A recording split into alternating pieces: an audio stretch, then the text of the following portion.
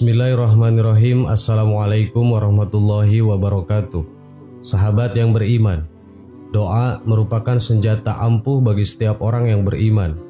Segala permasalahan di dunia ini bisa kita adukan kepada pemilik makhluk dalam untaian doa. Meminta petunjuk dan ketenangan hati, doa menjadi perantara antara makhluk dan penciptanya. Namun agar doa cepat dikabulkan, tentu harus sesuai dengan yang dicontohkan Nabi Muhammad SAW. Nabi Muhammad memberikan pesan berharga mengenai doa atau dua kata ajaib yang dapat membuat doa kita diterima oleh Allah Subhanahu wa taala. Dua kata ajaib ini menjadi kunci doa yang diterima oleh Allah Subhanahu wa taala. Mari kita telusuri lebih dalam mengenai rahasia dua kata ajaib yang dijamin Nabi menjadi kunci agar doa segera dikabulkan Allah Subhanahu wa taala. Nabi SAW memberikan jaminan bahwa doa yang diawali dengan dua kata yaitu Ya Hayyu Ya Qayyum akan dikabulkan oleh Allah Subhanahu wa taala. Ini menjadi kunci penting dalam menjalani kehidupan ini. Setiap cobaan yang kita hadapi seakan menjadi panggilan untuk kembali kepada Allah. Dalam kehidupan ini, cobaan adalah bagian tidak terpisahkan. Rasulullah mengajarkan bahwa melalui cobaan kita dapat sadar akan keberadaan Allah. Hidup yang terlalu mulus dapat membuat kita lupa padanya dan cobaan menjadi jalan untuk mengingatkan kita. Masing-masing cobaan adalah peluang untuk mendekatkan diri kepada Allah, untuk lebih sering berdoa dan meminta pertolongan Allah. Dengan melihat sisi positif dalam setiap cobaan, itulah salah satu langkah yang membuat kita lebih dekat kepada Allah Subhanahu wa taala. Terkadang kita berdoa dengan tekun namun merasa bahwa doa kita belum dikabulkan. Rasa lelah dan keputusasaan mulai menyelinap, namun kita perlu ingat bahwa Allah senang dengan hambanya yang tekun berdoa. Ketika doa belum terkabul, ini bukan tanda bahwa Allah tidak mendengar, melainkan bahwa Allah ingin kita terus meminta dengan ikhlas.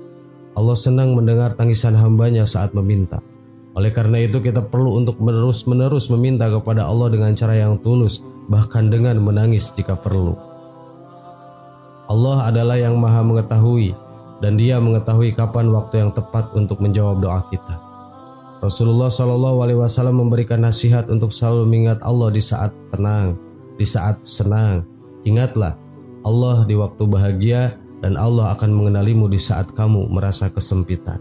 Ini menjadi pengingat bagi kita untuk tidak hanya berdoa saat kesulitan, tetapi juga saat kita bahagia. Dua kata rahasia, Ya Hayyu Ya Qayyum diperkenalkan sebagai kunci untuk doa yang dikabulkan. Cara mengamalkannya adalah dengan memulai doa dengan lafaz tersebut, dilanjutkan dengan bersolawat kepada Rasulullah SAW dan selalu yakin bahwa doa kita akan dikabulkan oleh Allah Subhanahu wa taala. Selain itu, hindarkan diri untuk tidak berburuk sangka kepada Allah.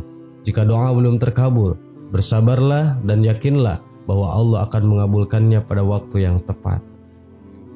Doa yang diajarkan Rasulullah SAW akan dikabulkan asalkan kita menjalankannya dengan penuh keyakinan dan tanpa tergesa-gesa.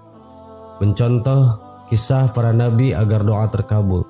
Dalam Al-Quran, Allah Subhanahu wa taala telah menyampaikan begitu banyak kisah nabi yang bisa dicontoh dalam kehidupan kita. Mencontoh kisah para nabi sebenarnya bukan perkara sulit jika benar-benar dilakukan dengan kemauan yang kuat. Bahkan banyak kisah yang bisa kita teladani dan terapkan dalam kehidupan sehari-hari. Contoh mengenai para nabi berdoa kepada Allah Subhanahu wa taala. Contohnya kisah Nabi Zakaria yang tidak kunjung diberi keturunan sementara dirinya sudah semakin tua. Meskipun secara logika Nabi Zakaria tidak akan bisa memiliki keturunan, mengingat dirinya sudah tua dan istrinya pun tak lagi subur. Namun ia tetap berdoa dan percaya pada Allah Subhanahu wa taala. Nabi Zakaria terus berdoa meskipun pandangan orang lain menganggapnya tidak mungkin terjadi. Namun dalam doanya, Nabi Zakaria tak pernah menyerah dan mengatakan kalimat-kalimat indah yang bisa kita contoh ketika berdoa. Kalimat yang harus ada agar doa dikabulkan di dalam doanya, Nabi Zakaria mengatakan bahwa dirinya sudah renta, fisiknya sudah letih dan rambutnya pun memutih. Tapi dalam kondisi fisik tersebut, ia mengatakan kepada Allah bahwa dirinya tidak putus asa dalam berdoa agar memiliki keturunan. Doa Nabi Zakaria ada di dalam surah Ali Imran ayat 38. Bismillahirrahmanirrahim. Hunalika da'a Zakaria rabbahu qala rabbi habli min ladunka dzurriyyatan thayyibatan innaka sami'ud du'a. Artinya, di sanalah Zakaria berdoa kepada Allah. Dia berkata, "Wahai Tuhanku, karuniakanlah kepadaku keturunan yang baik dari sisimu. Sesungguhnya Engkau Maha mendengar doa." Kalimat terakhir dari doa Nabi Zakaria ini haruslah menjadi contoh bagi kita umat Islam. Jika diartikan dalam bahasa sehari-hari, kita menyampaikan kepada Allah bahwasannya saat berdoa kita benar-benar yakin kepada Allah akan mengabulkannya doa. Jadi kalau dalam bahasa kita begini, "Ya Allah, saya yakin seyakin-yakinnya dan saya tancapkan keyakinan itu di dalam hati saya. Cuman Engkau ya Allah yang pasti mendengar doa saya. Kalau pada yang maha mendengar saja tidak mengabulkan, lantas kepada siapa lagi aku mesti memohon?" Kalimat permohonan tersebut sangat indah dan perlu kita resapi bahwa pasti doa akan dikabulkan oleh Allah Subhanahu wa Ta'ala. Jika kita memang memiliki keyakinan kuat doa akan dikabulkan oleh Allah, maka kalimat semacam itu pasti akan muncul. Jadi ketika kita meminta kepada Allah, carilah oleh kita semua kalimat yang sangat menyentuh, yang dengan kalimat itu rasanya sulit untuk mengelak dan sulit rasanya untuk ditolak. Syarat doa dikabulkan: mencontoh kisah-kisah Nabi, maka kita bisa menarik sebuah kesimpulan tentang syarat agar doa dijamin terkabul. Adapun syaratnya pertama, kita perlu merasakan dalam hati kita bahwa yakin doa ini akan dikabulkan oleh Allah Subhanahu wa Ta'ala. Kita perlu menyadari bahwa Allah adalah Tuhan yang bisa mengabulkan doa tanpa batasan, meskipun mustahil di dunia sekalipun. Namun rasa mustahil tersebut janganlah sampai terpikir karena kita yakin Allah pasti bisa mengabulkannya. Kedua, carilah kalimat yang indah dan menyentuh, seakan-akan jika diucapkan tidak ada peluang untuk bisa ditolak. Ketiga, niatkan apa yang kita mohon untuk menguatkan ibadah. Hal ini dicontohkan Nabi Ayub. Saat dirinya sakit, ia pun berdoa kepada Allah agar disembuhkan karena penyakitnya mulai mengganggu ibadahnya. Pandangan semacam ini harus kita coba terapkan dalam hidup kita, bahwa segala yang diminta adalah semata-mata untuk beribadah kepada Allah Subhanahu wa Ta'ala. Sahabat yang beriman, itulah kiat-kiat bagaimana kita dikabul atau diterima doanya oleh Allah Subhanahu wa Ta'ala. Semoga bermanfaat. Wallahu a'lam. Wassalamualaikum warahmatullahi wabarakatuh.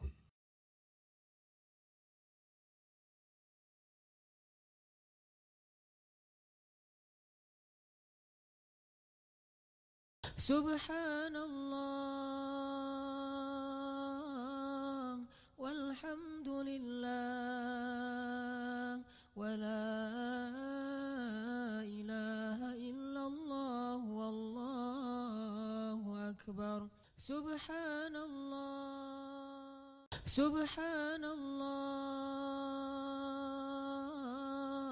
walhamdulillah wa la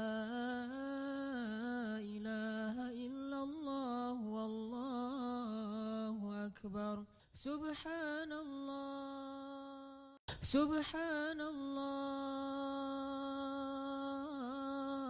walhamdulillah wa la ilaha illallah wallahu akbar. Subhanallah